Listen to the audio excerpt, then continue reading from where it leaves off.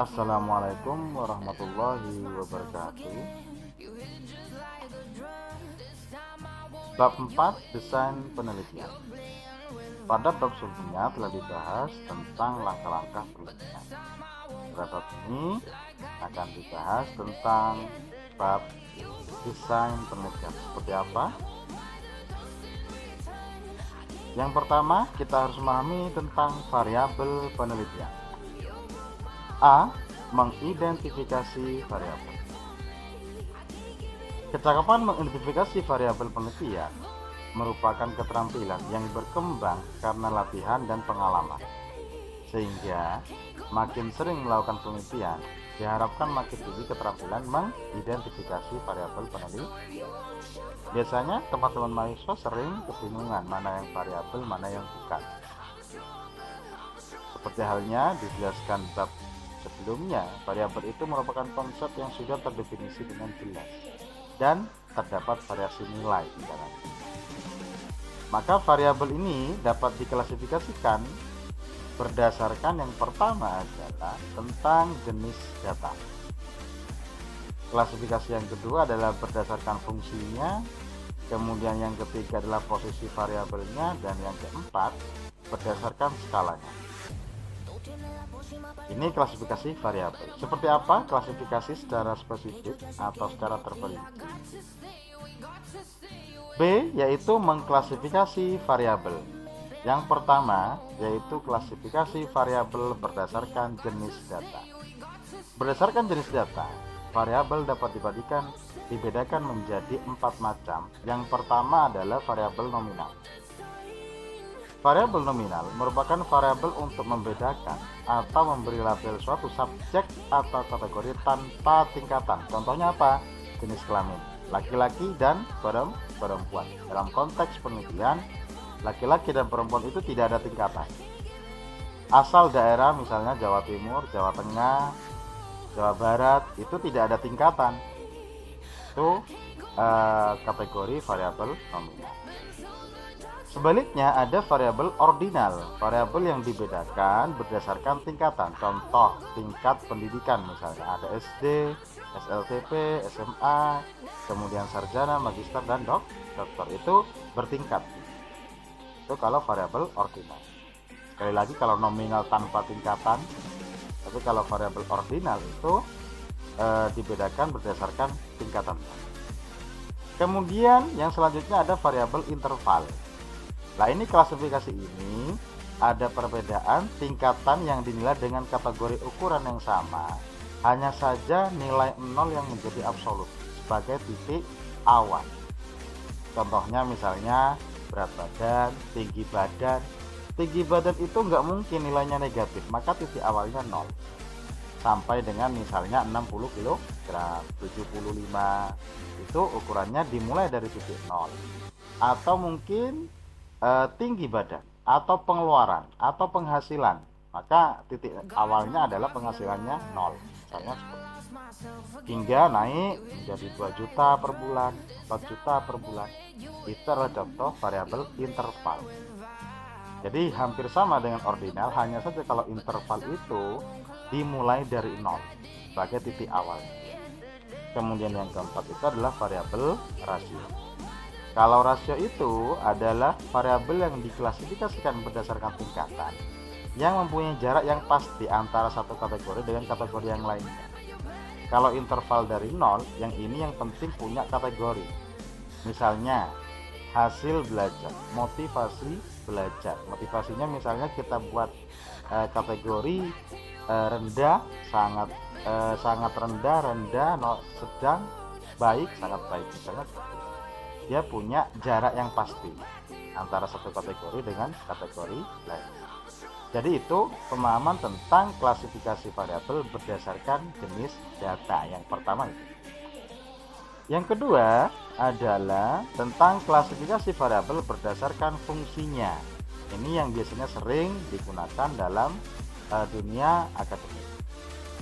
Berdasarkan fungsinya, variabel dibedakan menjadi variabel independen dan variabel dependen. Variabel independen itu adalah variabel yang mempunyai pengaruh atau menjadi penyebab suatu perubahan pada variabel yang lain. Ini berdampak, mempunyai pengaruh. Karena kalau ada judul misalnya kok pengaruh, berarti dia menggunakan variabel independen dan dependen. Sering, ini sangat familiar digunakan dalam penelitian. Kemudian pasangannya adalah variabel dependen, variabel yang dipengaruhi oleh variabel independen. Misalnya saya punya contoh judul pengaruh kualitas dosen dan layanan akademik serta kepuasan mahasiswa terhadap jumlah mahasiswa baru. Kalau secara sederhana saya berikan contoh skema seperti ini, ada X dan Y. X ini adalah variabel independen, kemudian Y-nya ini adalah variabel dependen. Dalam konteks ini misalnya motivasi, kemudian X-nya motivasi, Y-nya adalah prestasi belajar. Dalam konteks ini berarti motivasi itu mempengaruhi terhadap variabel Y, yaitu prestasi belajar.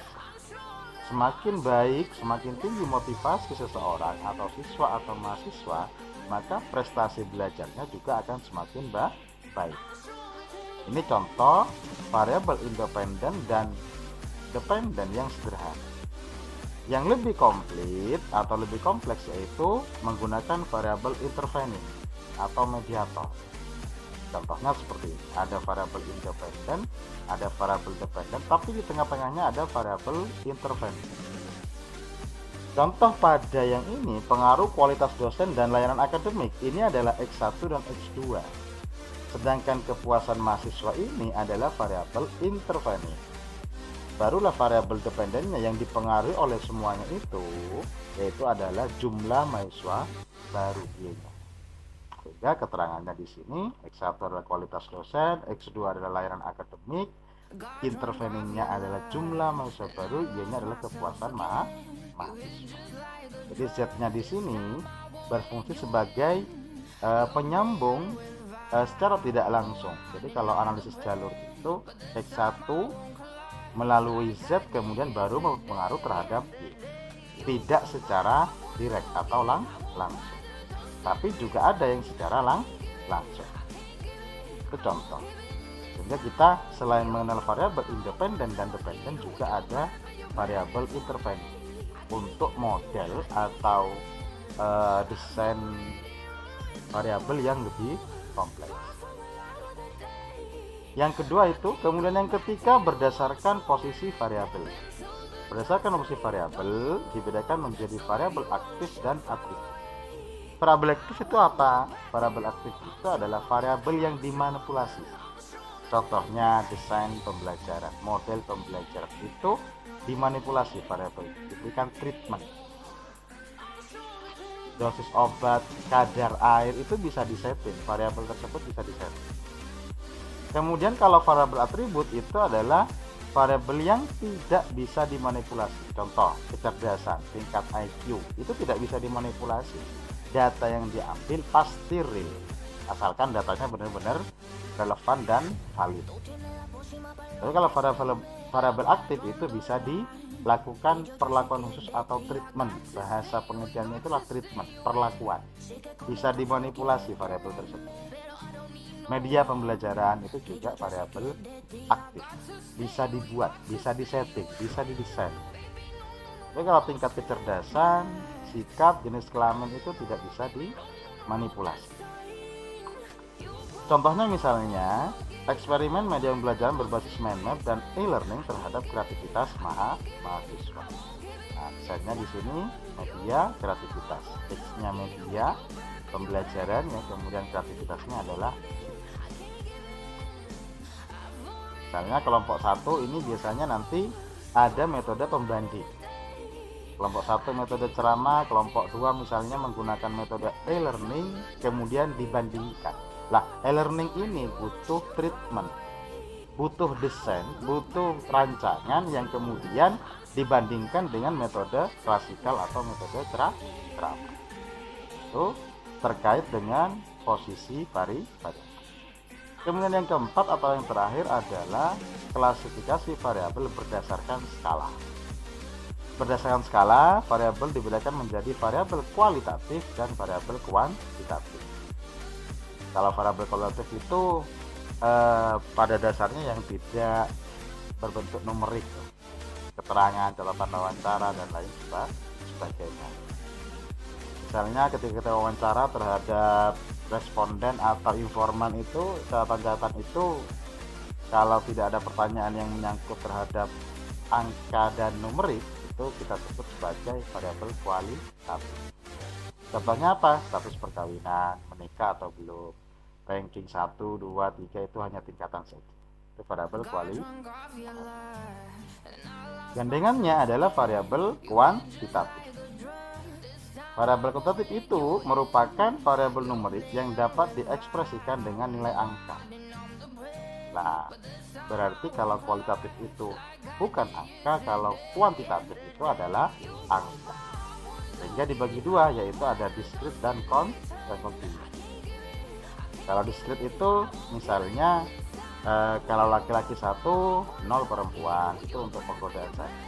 Tapi kalau kontinu itu biasanya misalnya penghasilan 100.000, 1 juta, 2 juta, 5 juta per bulan. Tinggi badan, berat badan, nilai ujian, itu semuanya adalah contoh variabel kuantitatif yang kontinu berdasarkan skala. Ini adalah kuantitatif, bukan kualitatif.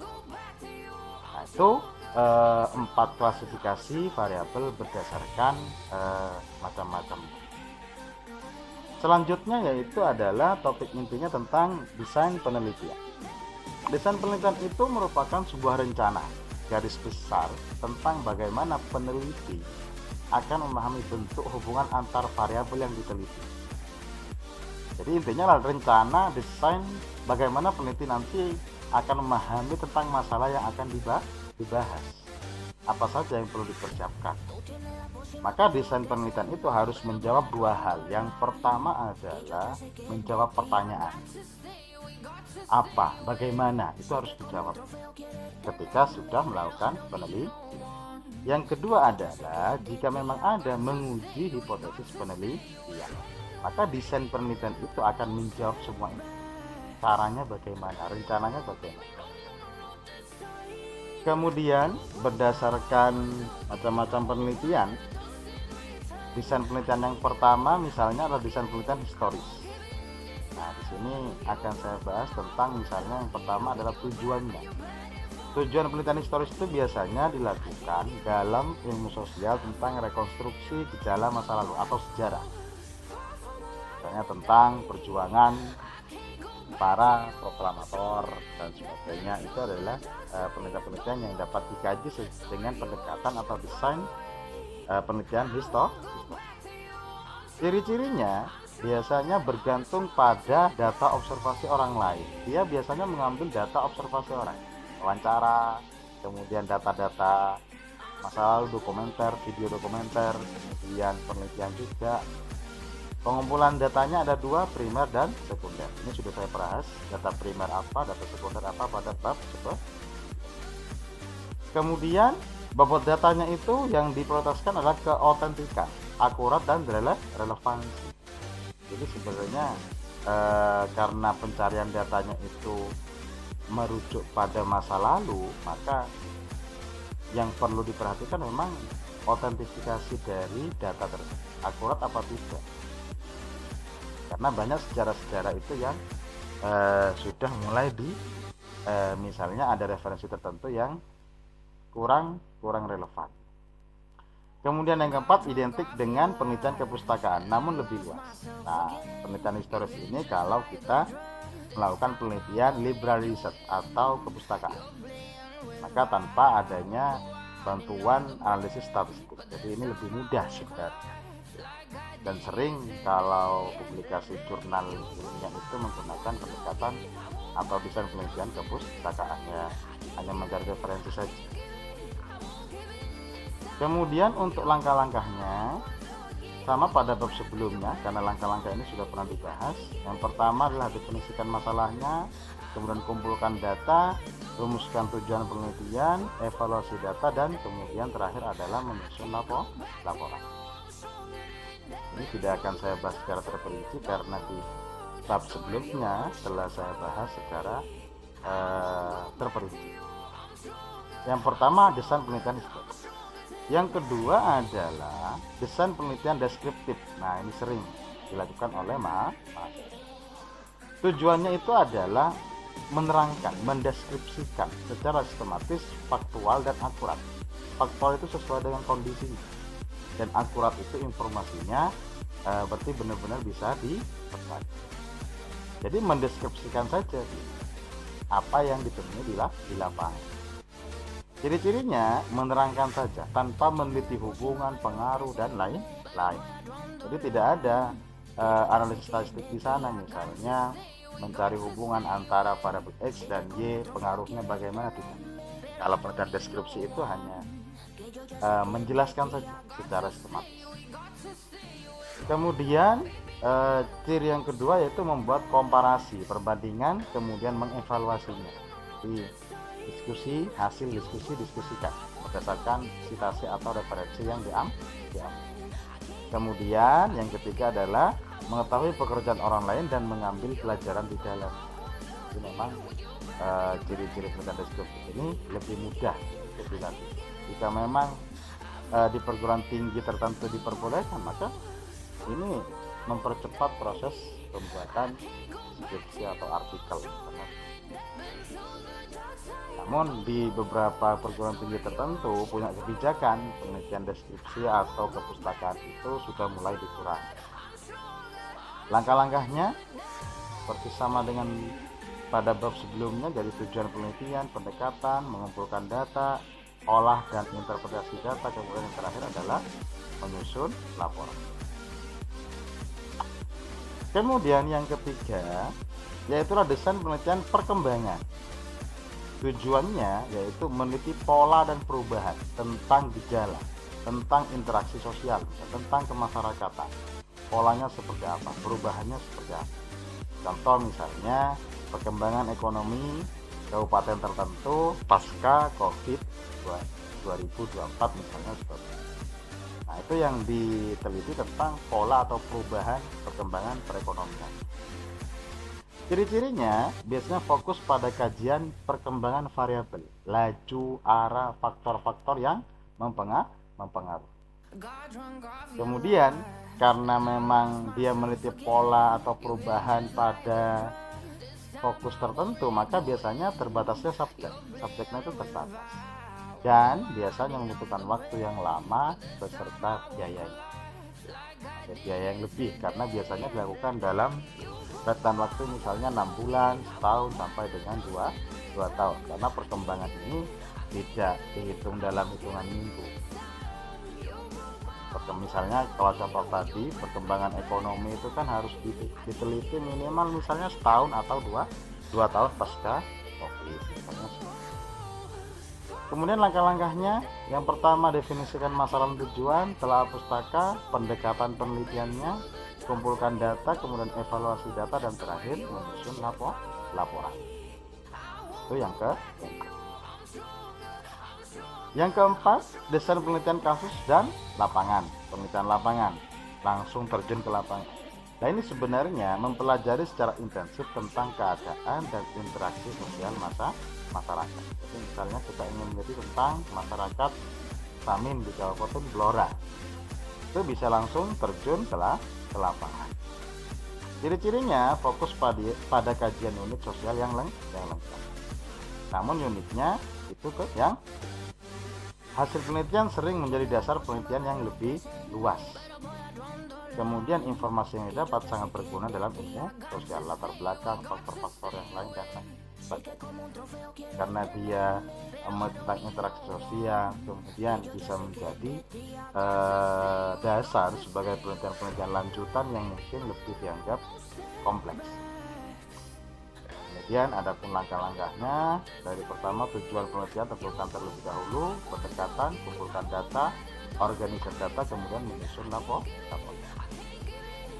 Yang kelima, desain penelitian korelasional. Nah, ini kemudian sudah mulai masuk pada hubungan korelasi, yaitu biasanya tujuannya adalah mengkaji hubungan antar variabel dengan koefisien korelasi sebagai tingkat ukurannya.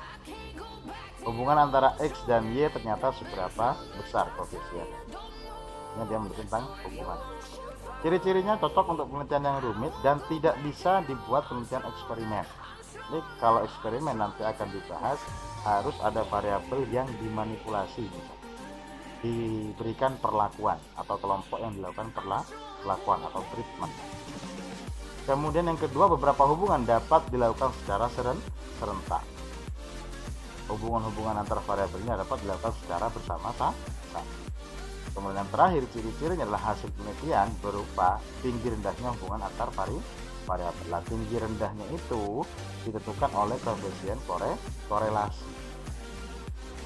Seberapa besar? Nanti kategorinya kalau dalam statistik itu ada rendah, sedang, tinggi, sangat rendah misalnya. Kemudian langkah-langkahnya, yang pertama definisikan masalahnya, telah pustaka ya, kemudian pendekatan penelitiannya tentukan dan kumpulkan data, kemudian analisis dan interpretasi data, kemudian menyusun laporan. Itu kalau penelitian korelasi hubungan. Namun sebatas hanya mengetahui hubungannya saja. Barulah di desain yang keenam ini selain hubungan tapi juga ada sebab dan akibat, yaitu desain penelitian kausal komparatif, mengkaji hubungan, sebab akibat dan faktor-faktor. Jadi bukan hanya hubungan, sebab akibatnya bagaimana, serta faktor-faktor yang pengaruhinya bagaimana. Ciri-cirinya biasanya yang pertama, data dikumpulkan saat kejadian berlangsung atau penelitian berlangsung. Kemudian yang kedua, akibatnya bisa lebih dari satu dan dilakukan jadi dampaknya itu bisa lebih dari satu dan dilakukan uji. Kemudian yang ketiga, mencari data masa lampau tentang hubungan, sebab akibat dan maknanya. Jadi nanti hubungan-hubungan itu didasari pada data atau penelitian di masa lalu atau yang sudah pernah dilakukan oleh orang lain. Kemudian interpretasi dan maknanya kira-kira apa? Kita harus ada maknanya. Misalnya contohnya, kira-kira kalau hubungannya positif bagaimana, hubungannya negatif bagaimana, itu harus diuraikan. Seberapa besar dampak yang dilakukan atau dampak yang dirasakan terhadap variabel yang lain, itu juga harus diinterpretasikan dan dimaknai dengan langkah-langkahnya, yaitu yang pertama definisikan masalah, telah pustaka, kemudian rumuskan hipotesis, kemudian rumuskan asumsi-asumsi yang mendasari hipotesis, kemudian rancangan pendekatan. Itu yang ketujuh, yaitu desain penelitian eksperimen sungguhan, true experiment. Tujuannya adalah ini biasanya mengkaji hubungan sebab akibat dan faktor-faktornya dengan cara memberikan treatment atau perlakuan khusus pada salah satu kelompok dan membandingkannya dengan kelompok yang lain. Misalnya kayak gitu, kita punya dua kelompok yang akan dibandingkan, kita punya dua produk yang akan dibandingkan, kita punya dua jenis pupuk yang akan diperbandingkan. Nah, salah satunya itu biasanya dilakukan perlakuan khusus untuk misalnya pengembangan, dikurangin kadarnya, atau mungkin model pembelajarannya yang diubah, didesain seinteraktif mungkin, tapi kelompok yang lainnya tetap dibiarkan konstan, sehingga keduanya kemudian diperbandingkan dan dicari hubungan sebab akibat serta faktor-faktor. Nah, ini ciri-cirinya biasanya yang pertama, variabel diatur secara ketat. Jadi pengaturan variabelnya itu sangat ketat, sudah ada pakem-pakemnya. Yang kedua adalah terdapat kelompok eksperimen dan kelompok kontrol. Kelompok eksperimen itu yang dilakukan perlakuan atau treatment, tapi kalau kelompok kontrol itu dibiarkan konstan apa adanya. Kelas kontrol konstan, kelas eksperimen diberi perlakuan atau treatment. Kemudian berpusat pada pengendalian variabel. Jadi variabelnya itu benar-benar dikendalikan. Makanya ini kelemahannya juga sebenarnya adalah dalam ilmu sosial itu tidak bisa sebenarnya. Ini kelemahan, cuma sebagai bahan diskusi saja. Dalam interaksi sosial atau keilmuan sosial itu kan sangat fleksibel, tidak bisa dikendalikan sebenarnya variabel-variabel tertentu. Jadi catatan dalam penelitian eksperimen. Dan pun langkah-langkahnya Yang pertama adalah telah pustaka, identifikasi masalahnya, kemudian definisikan dulu variabel-variabelnya, kemudian susun rencana eksperimennya, seperti apa nanti treatmentnya, kelas kontrol dan kelas eksperimennya bagaimana, kemudian barulah lakukan treatment, perlakuannya dieksekusi, dilaksanakan, kemudian nanti diperbandingkan dengan cara tes signifikansi. Dan terakhir adalah menyusun laporan. Itu adalah desain penelitian eksperimen sungguhan. Ini biasanya cukup sangat dipercayalah hasilnya, meskipun terdapat beberapa catatan kelemahan yang tadi. Yang 8 adalah desain penelitian eksperimen semu. Ini hampir sama dengan eksperimen sungguhan, hanya saja ini dilakukan jika variabelnya itu tidak bisa dimanipulasi. Jadi misalnya kok variabelnya itu tidak bisa dilakukan eksperimen, barulah dilakukan eksperimen semu. Misalnya variabel tidak bisa dikontrol. Ya contoh seperti tadi, variabel itu kalau tingkat kecerdasan IQ itu kan tidak bisa dikontrol, tidak bisa dimanipulasi. Kemudian hampir sama dengan eksperimen sungguhan, kelas kontrol konstan sama ya, kelas eksperimen diberi perlakuan berpusat pada pengendalian vari-vari. Berikutnya hampir langkah-langkahnya sama persis, karena hanya beda ininya saja tadi terkait dengan variabelnya yang tidak bisa dilakukan dilakukan atau tidak bisa dikontrol secara sama. Karena penelitian eksperimen itu memang berpusat pada pengendalian variabel. Langkah-langkahnya hampir bisa bersifat. Kemudian yang ke-9, yang terakhir adalah tentang desain penelitian tindakan, action research. Tujuannya adalah mengembangkan pendekatan-pendekatan, model, keterampilan-keterampilan baru dengan penerapan langsung untuk memecahkan masalah dalam dunia kerja atau lainnya. Jadi ada pendekatan atau keterampilan baru kemudian langsung diterapkan dalam dunia kerja atau dalam bidang yang lainnya, itulah desain penelitian tindakan tujuannya. Karena kita punya penerapan model artificial intelligence atau diterapkan dalam pengembangan SEO media sosial, misalnya seperti itu boleh contoh yang bisa dilakukan dengan penelitian tindakan. Ciri-cirinya praktis dan secara langsung penerapan. Jadi langsung penerapan saja, pendekatannya keterampilan baru tersebut apa yang dikembangkan itu untuk diterapkan dalam penelitian. Kemudian datanya langsung bersifat empiris karena dia langsung menerapkan, mempraktekkan, kemudian datanya langsung bisa diambil empiris berdasarkan pengalaman yang ada. Fleksibel dan adaptif ini diperbolehkan jika memang di lapangan memang ada sedikit perubahan-perubahan dalam pendekatan atau keterampilan atau modelnya, itu boleh dilakukan perubahan-perubahan kecil yang untuk menyesuaikan dengan kondisi yang dihadapi oleh peneliti. Kemudian validitas internal dan eksternalnya lemah. Tujuan itu kuasional. Validitas itu dan ada kaitannya dengan validasi data dan relevansi dari data tersebut. Katanya memang. Kemudian langkah-langkahnya, yang pertama adalah definisikan masalah dan tujuan, yang kedua adalah pustaka, ketiga rumuskan hipotesis, kemudian aturlah riset setting. Kemudian yang kelima membuat kriteria evaluasi dan pengukur. Keenam adalah menyusun laporan. Itulah beberapa desain penelitian dari nomor 1 hingga 9 yang bisa menjadi alternatif mahasiswa maupun dosen dalam melakukan penelitian. Jadi desain ini penting karena dia adalah langkah setelah menentukan masalah dalam rangka bagaimana peneliti itu menentukan variabel ini, bagaimana cara menelitinya, rancangannya bagaimana. Ini penting untuk diketahui oleh kalangan akademik. Saya kira itu cukup sekian, saya akhiri.